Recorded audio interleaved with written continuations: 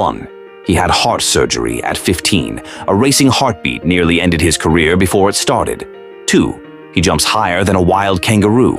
His vertical leap has been measured above many NBA players. 3. His museum has a statue that looks nothing like him. The Madeira airport bust became a global meme instantly. 4. He drinks zero alcohol, all because of his father's struggle. Strictest diet in football. 5. He once bought a hospital ward. He secretly funded a children's ward renovation in Portugal.